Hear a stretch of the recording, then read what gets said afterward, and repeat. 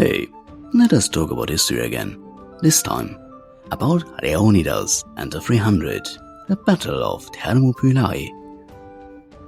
Did you know there was actually two Persian invasions of Greece? The first was led by King Leonidas, and the second by his son, Xerxes. It all began around 499 BC, during the Ionian Revolt against the Persians. Athens and a few other Greek city-states decided to step in, sending aid to the Ionian cities to help push the Persians out of the region. By 492 BC, the Persians had managed to crush the revolt. Darius, the Persian king, was not happy with the Greek city-states that had helped the Ionians, so he put together a fleet to punish them. And this marked the beginning of the first Persian invasion of Greece. The Persians started by capturing small islands in the Aegean Sea before clashing with the Athenians at Marathon. But after their defeat at Marathon, their plans to conquer Greece were put on hold.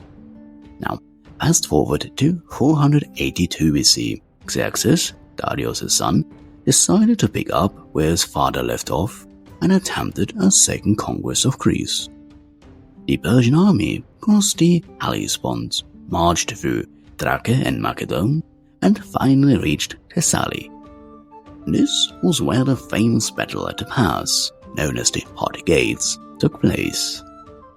An allied Greek force of about 7,000 men decided to make their stand at the Hot Gates. The Spartans were chosen to lead this force. But there was a small problem. The Spartans were in the middle of their religious festival, the Canea, which prohibited them from waging war. To work around this, Sparta sent, you guessed it, 300 men, led by one of their kings, Leonidas. Now, it is not entirely clear if these 300 men were the king's personal bodyguards or hand-picked soldiers.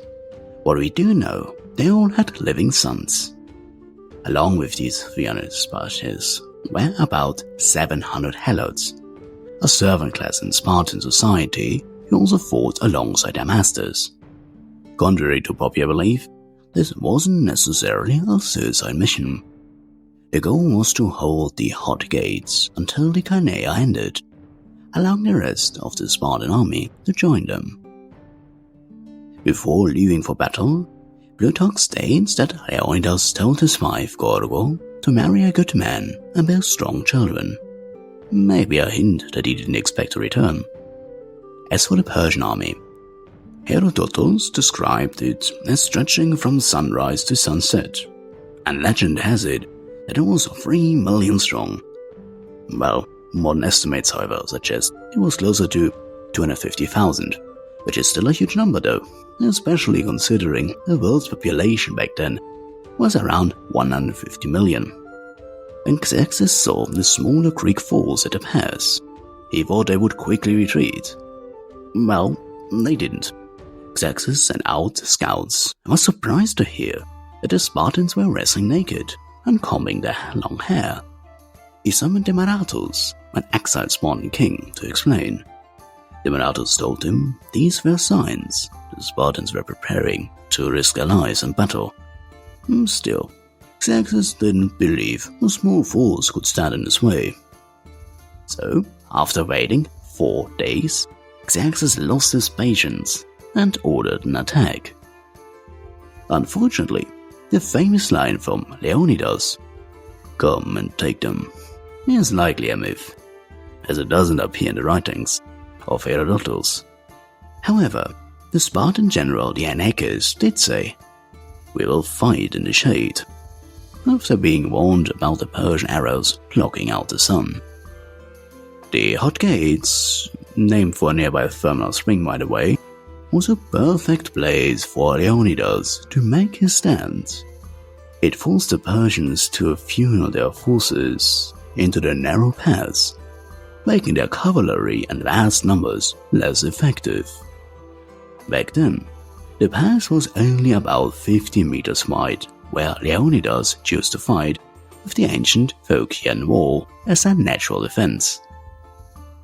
although we don't know all the details. The Greeks managed to hold off the first few waves of Persian attacks, which were made up mainly of Medes and Kissians. They even defeated the elite Persian force known as the Immortals. What a name. Their fighting was relentless, with the Greeks fighting in shifts to stay fresh. Sadly, on the second day, a local farmer named Ephialtes betrayed the Greeks. He revealed a secret code path that allowed the Persians to outflank the Greek forces. Leonidas had stationed a group of Phocians to guard this path, but they retreated to higher ground when they saw the Persians, mistakenly thinking they would engage them in battle. Instead, the Persians bypassed them and circled behind the main Greek force. Realizing they were surrounded, Leonidas sent most of the Greek forces home. He and his Spartans, along with the Helots and about 700 Thespians, chose to stay and fight to the death. Surrounded and attacked from both sides, the Greek forces soon fell, allowing Xerxes to advance into mainland.